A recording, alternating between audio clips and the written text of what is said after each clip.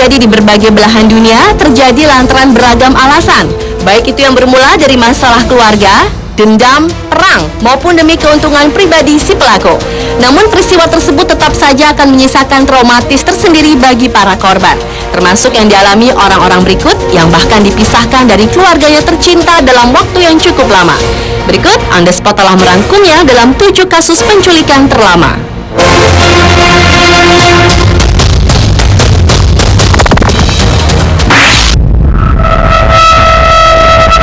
Diawali dengan nasib tragis Jesse Lee Dugard yang menjadi korban penculikan selama 18 tahun. Saat berusia 11 tahun, ia diculik saat sedang menunggu bus sekolah di Salt Lake Tahoe, California. Kala itu tanggal 10 Juni 1991 menjadi awal hidupnya bagai di neraka. Ia disekap di gedung tua di belakang rumah dan dipaksa menuruti nafsu bejat sang pelaku penculikan bernama Phillips Garrido yang juga dibantu oleh istrinya Nancy. Selama disekap, ia telah melahirkan 2 anak yang kini berusia 13 dan 16 tahun. Beruntung, sebuah peristiwa tak terduga yang dilakukan si pelaku memancing kecurigaan pihak kepolisian. Dugard pun terbebas dari cengkraman penculik itu saat ia berusia 29 tahun dan melaporkan peristiwa yang dialaminya itu ke polisi setempat hingga pasangan pelaku tersebut diciduk. Dalam persidangan pelaku, Dugard menolak datang dan kesaksiannya pun terpaksa dibacakan dengan penuh linangan air mata oleh ibunya Terry Corbin. Hakim pun menghukum Garrido yang berusia 60 tahun dengan hukuman maksimal selama 431 tahun atas tindakan penculikan, 13 tuduhan penyerangan seksual termasuk 6 tuduhan perkosaan dan 7 tuduhan melakukan tindakan cabul yang direkam di video. Sementara istrinya dihukum 36 tahun penjara karena mengaku bersalah untuk penculikan dan pemerkosaan. Dan Dugard yang kini telah berusia 31 tahun mengatakan bahwa ia baik-baik saja walaupun sepanjang hidupnya ia terus mengutuk perbuatan Garrido.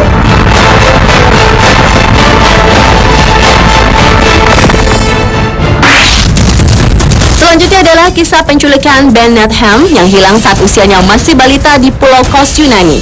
Saat itu bocah laki-laki ini sedang bermain di luar rumah kakek neneknya yang tengah direnovasi pada 24 Juli 1991. Sore itu, putra dari Carrie dan Simon Needham asal Inggris ini tengah dalam pengawasan kakek dan neneknya saat ditinggal kedua orang tuanya bekerja. Melihat si kecil Ben menghilang, keluarganya pun terus mencari keberadaan Ben. Hingga seorang pelayan toko memberikan informasi bila dirinya telah melihat Ben bersama seorang pemuda melintasi tokonya pada malam hari. Sejak saat itu muncullah asumsi bahwa Ben telah diculik sebagai salah satu korban perdagangan anak. Namun tak ada bukti yang menguatkan dugaan tersebut, sehingga keluarga hanya bisa berharap dengan terus berupaya mencari anaknya tercinta yang dilaporkan memiliki tanda lahir di tengkuk lehernya seperti buah stroberi.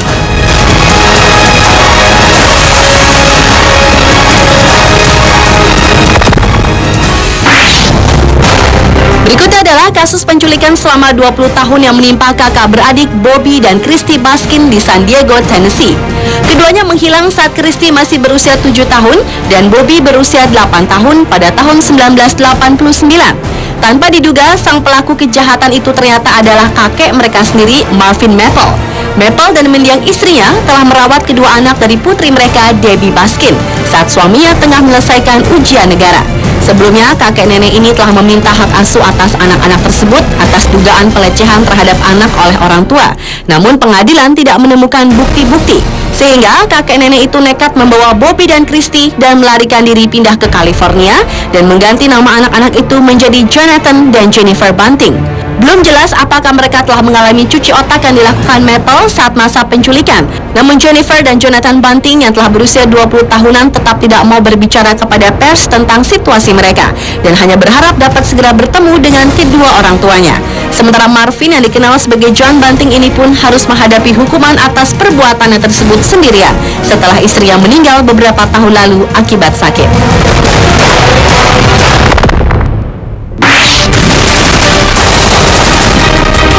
Berlanjut ke kasus penculikan selama 16 tahun yang dialami Brandon Michael.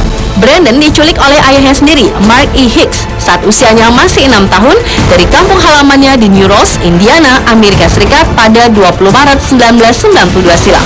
Mark menjemput Brandon di sekolahnya di sekolah dasar Walnut dan keduanya pun kemudian menghilang. Hingga 10 hari kemudian surat penahanan terhadap Mark atas kejahatan yang dilakukannya tersebut pun dikeluarkan. Mark menculik Brandon sesaat setelah mantan istrinya Tammy Smith yang tak lain adalah ibu kandung Brandon mendapatkan hak asuh penuh terhadap buah hatinya tersebut. Pada tahun 1995, penyidik nyaris menangkap Mark dan menemukan Brandon ketika anak itu terlihat di Globe, Arizona. Namun sayang, ketika pihak berwenang mendatangi lokasi keberadaan Brandon dan Mark, ternyata keduanya telah meninggalkan tempat tersebut sebulan sebelumnya. Bahkan demi menemukan sang buah hati, Tammy Smith pun telah menyewa jasa agen penyidik swasta. Namun tanpa disangka, setelah berpuluh tahun berlalu, Mark tiba-tiba menelepon pihak kepolisian dan mengatakan akan mengembalikan putranya yang saat itu telah berusia 22 tahun. Dengan mudah, polisi pun mempertemukan anak dan ibu yang telah lama berpisah itu.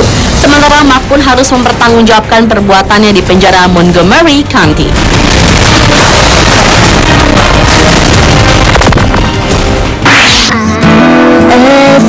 Kasus penculikan terlama berikutnya juga dialami oleh seorang perempuan wanita bernama Carlina White. Ia baru berusia 19 hari ketika ia diculik di Harlem Hospital pada 4 Agustus 1987 oleh seorang perempuan yang menyamar sebagai perawat. Pelaku yang merupakan seorang pengguna narkoba ini bernama asli Petway dan dia telah membesarkan White di kota Bridgeport, Connecticut.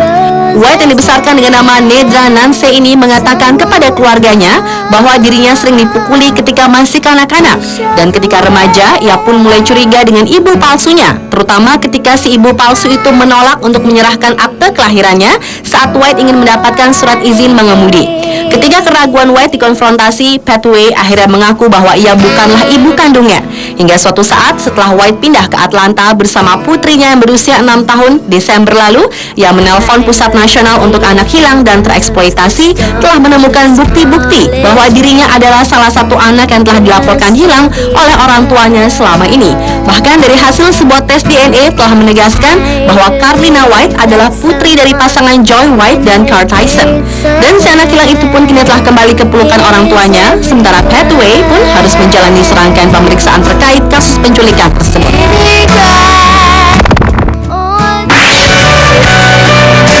Kasus penculikan terlama juga pernah melibatkan seorang anak laki-laki asal Costa Rica bernama Jared Libers.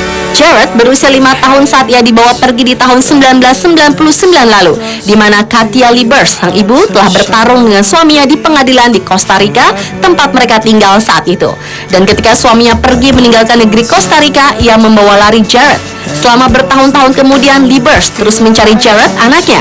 Ia tidak mengetahui kemana suaminya itu membawa lari sang anak.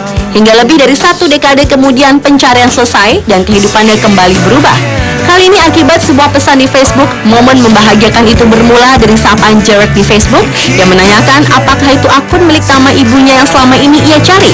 Menurut Katia, ia sengaja tetap menggunakan nama suaminya agar suatu hari sang anak bisa menemukannya. Dan benar saja, sapaan anaknya untuk pertama kalinya itu pun berlanjut menjadi pembuka jalan bagi keduanya untuk bertemu kembali setelah 12 tahun terpisah.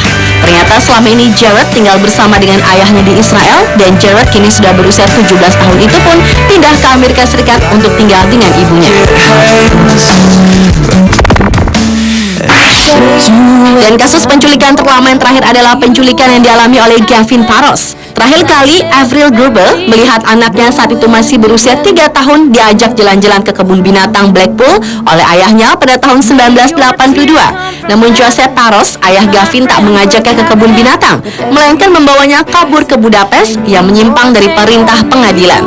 Meskipun dia telah menyatakan banding melalui kedutaan Hongaria di London dan kedutaan Inggris di Budapest, serta banding ke Margaret Thatcher, namun hak asuh Gavin tetap dinilai lebih baik bila berada di tangan ibunya. Hingga lebih dari 25 tahun kemudian, saudarinya yang bernama Beryl Wilson coba mencari Gavin Paros melalui situs Facebook.